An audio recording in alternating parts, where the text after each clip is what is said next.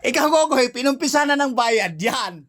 Kasi nga, bakit pa bago-bago ang isip negosyanteng, ano ba talaga klaseng negosyante ka na to? Hindi, bago Kasi nga, yun. ito nga, sabi ko nga sa'yo, nung pinasok natin doon sa Makipot, pinagtsagaan ko ng sira, hindi na ako What's up, nagdidiwara. guys? Ha?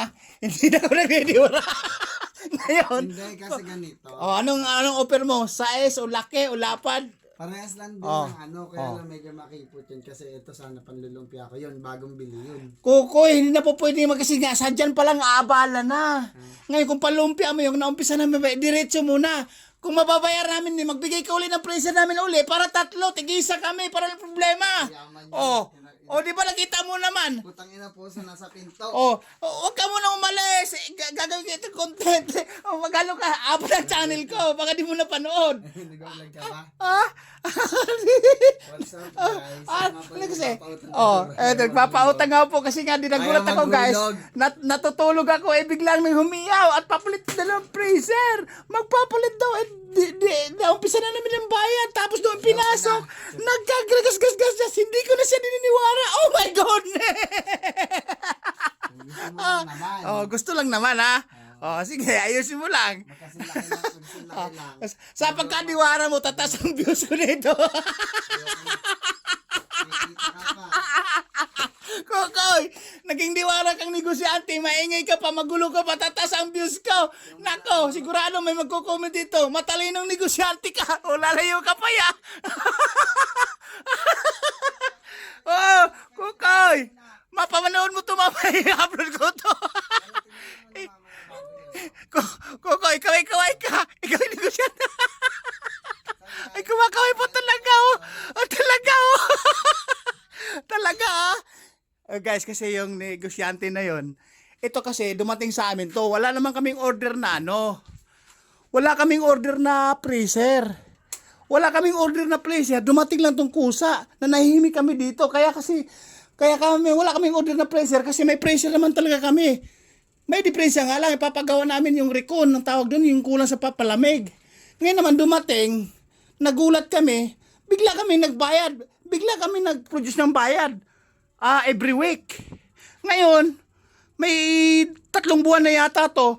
Sumipot naman siya ngayon dahil ipapalit daw. Ano ba talaga klase negosyante? Baka iba ang kumuha dun, guys. Magagalit, magdidiwara. Ngayon, tingnan mo na, i-content ko tuloy siya.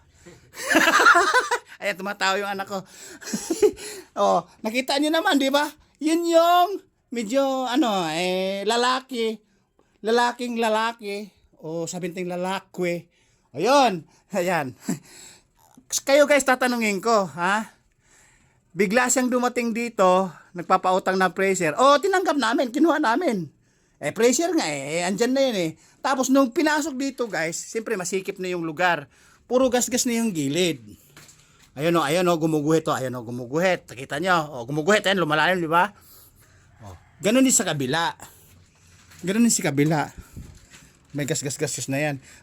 Ang nangyari guys, hindi ko naman sa diniwara. Okay na kasi andyan na. Diretso namin binabayaran. Kaya lang ako maingay dahil ipapalit naman daw dahil may bago daw siyang freezer na medyo kulang sa taas na ganon. Tapos may spakit ng konti. Yan ang binayaran namin. Yan ang binabayaran. Siyempre, diretso na yan. Diba guys?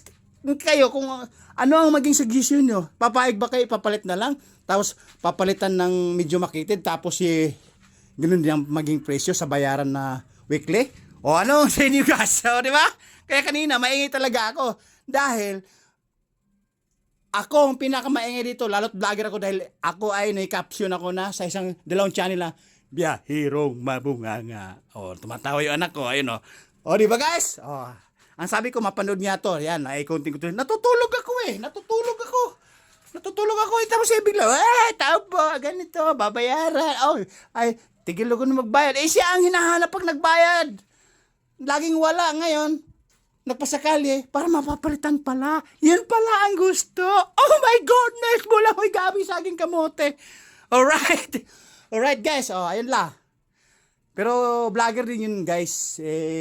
Hindi naman kasi obra sa akin. Mas mabunganga talaga ako. Biyahirong mabunganga ang dalawang channel ko, caption ko. Di ba guys? Yun lang. Kaway anak. Ayun kagwapo ng anak ko. Baboy! Nako, Diyos ko. nakapang-init ng tainga. Babu!